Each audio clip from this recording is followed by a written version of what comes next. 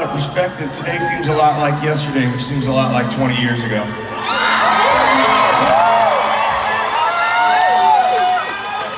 But I didn't want to ignore it completely because, well, on top of the fact that we've been doing this for 25 years, a lot of you have been here as well. And I didn't want you to think that was entirely unappreciated because, truthfully, when I got to thinking about that part, that's kind of what knocked me out. I mean, that and the fact that it's pretty hard to hold any job for 25 years. I should have fired my own ass years ago, honestly. Anyways, I really wanted to do something because after all the time we've all spent together, I didn't want you to come out and have this year be exactly like any other. And it occurred to me that the one thing that had been with all of us the whole time as well were the songs. And so I thought I would come out and talk to you a bit more than I usually do about the songs.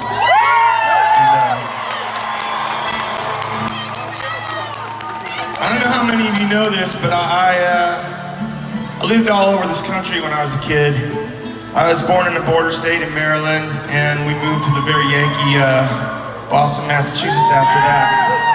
And when Vietnam happened, my dad was stationed in West Texas, so we moved out to El Paso.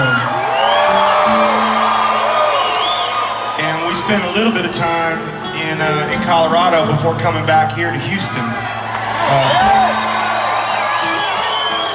He was doing fellowships and research at Rice, and he was a bit kind of a professor there.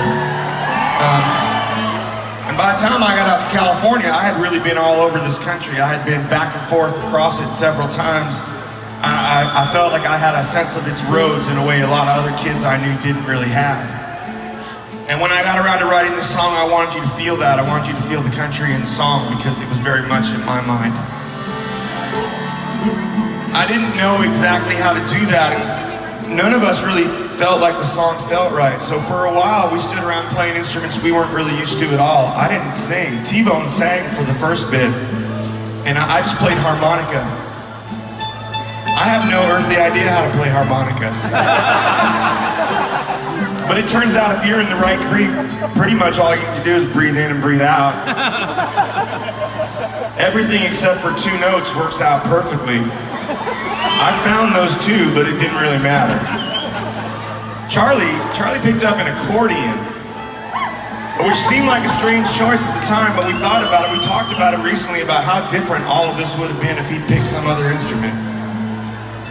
Anyways, we stood around for hours and hours playing this song, hours and hours and days, and finally, it just seemed to breathe the right way. It felt like an inhale when we played, and then an exhale.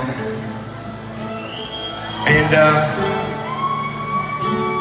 I wrote it about a place I had never been because I wasn't really sure that the place mattered. I think it's more about the kind of places we all carry in our hearts throughout our lives. It's a song about the intersection of time and distance on a man's life. This is Omaha.